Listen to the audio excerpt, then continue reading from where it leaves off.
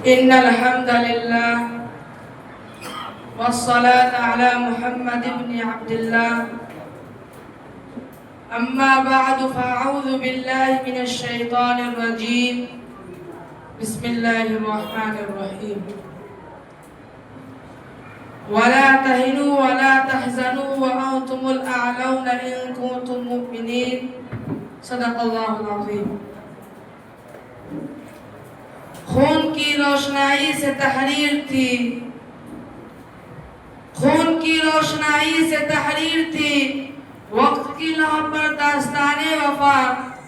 خون کی روشنائی سے تحریر تھی، وقت کی لوح پر داستان وفا.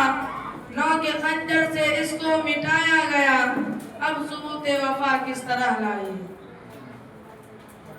کتنے ارباب ہمت نے ان کے لیے، کتنے ارباب ہمت نے ان کے لیے بڑھ کے میدان میں جان بھی ہار دی.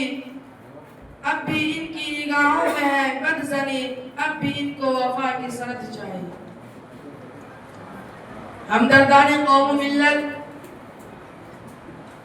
آج 15 اگست ہے.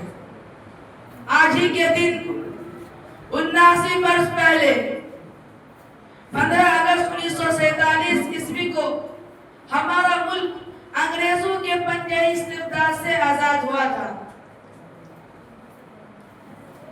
اور ہر شہری کو اپنی زندگی اپنی مرضی کے مطابق گزارنے، اپنی رائے ظاہر کرنے، مذہب اختیار کرنے، نقل و حرکت کرنے اور پیشہ منتخب کرنے کی بھرپور آزادی ملی.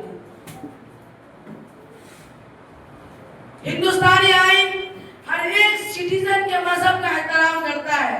ہندو، مسلم، سکھ، عیسائی ہر ایک کو یکساں حقوق فراہم کرتا ہے. لیکن ہماری بدقسمتی یہ ہے کہ فرقہ پرست طاقتوں کو ہمارا دستور کے مطابق زندگی گزارنا کبھی نہیں پایا. انہوں نے ہر موڑ پر مسلمانوں کو ایذا پہنچانے کی کوشش کی. اسلامی شعائر کی بے حرمتی میں ایڑی چوٹی کی زور لگا دی. مسلمانوں کو ملک سے بے دخل کرنے اور انہیں ملازمت سے برطرف کرنے کی ہر ممکن کوشش کی. مقدسات اسلام اور شخصیات اسلام کو برا بھلا کہا گیا. مسلمانوں کو کیریکٹر لیس بتایا گیا. سرعام ان کی شخصیتوں کو مجروح کیا گیا اور ان کی بے عزتی کی گئی. اور یہ سلسلہ ابھی تک شدت سے جاری ہے. میں پوچھنا چاہتا ہوں آزادی کے نمبرداروں سے کہ کیا آزادی یہی ہے مسلم نوجوانوں کو مومن جی کا نشانہ بنایا جائے، مسلمانوں کے اخلاق و کردار کو پامال کیا جائے اور انہیں حلالہ کی پیداوار اور پنجر بنانے والا کہا جائے؟ طلاق ثلاثہ پر آرڈیننس لا کر مسلم پرسنل میں مداخلت کی جائے. کیا آزادی اسی کا نام ہے؟ بے جا الزامات عائد کر کے مسلمانوں کے مساجد و مدارس اور کالجوں کو مسمار کیا جائے، بغیر کسی نوٹس کے گھروں اور مکانوں کو بلڈوز کیا جائے، بیٹا مقدمات میں پھنسا کر مسلم نوجوانوں کو تشدد کا نشانہ بنایا جائے اور انہیں جیلوں میں بند کر دیا جائے. تمہارے زبانوں میں عملے کیوں پڑ گئے؟ تم بولتے کیوں نہیں؟ خاموش کیوں ہو؟ میں سیاست کے حوالوں سے پوچھنا چاہتا ہوں کہ کیا آزادی کا یہی مفہوم ہے کہ مسلمانوں کو غیر ملکی کہا جائے؟ NRC، CAA جیسے قوانین لا کر مسلمانوں کو ملک بدل کرنے کی کوشش کی جائے. UCC نافذ کر کے مسلمانوں کے حقوق ان سے سلب کر لی جائے. مسلمانوں کو شرک کے اطرانے اور نظم بگانے اور ان کی تعظیم بجا لانے پر مجبور کیا جائے. ہمیں غدار وطن کہنے والوں، ہمیں غدار وطن کہنے والوں، ہم سے ہماری وفاداری کا سرٹیفکیٹ مانگنے والوں، میں تمہیں بس اتنا کہنا چاہتا ہوں، ہم پہ الزام بغاوت کا لگانے والوں، ہم پہ الزام بغاوت کا لگانے والوں، بے وفا کون ہے؟ اجداد سے پوچھا ہوتا. کتنے جانباز سپوتوں نے دیا اپنا لہو، کتنے جانباز سپوتوں نے دیا اپنا لہو، وطن پاک کی بنیاد سے پوچھا ہوتا.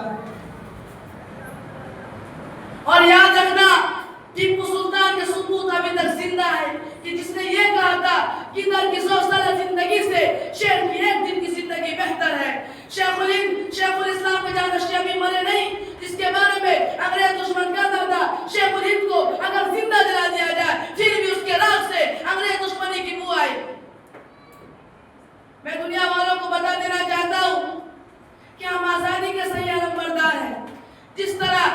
آزادی کے لیے قربانیاں دی تھی، اسی طرح ہم آزادی کی حفاظت کے لیے اپنے سینوں پر گولیاں کھانے کے لیے بھی تیار ہیں اور کامل آزادی تک اپنی جدوجہد جاری رکھیں گے انشاءاللہ۔ اور ہاں، تاریخ ہے ہر طرف جو یہ عالم سکوت کا، تاریخ ہے ہر طرف جو یہ عالم سکوت کا، طوفان کا پیش خیمہ سمجھ خاموشی نہیں، وما علینا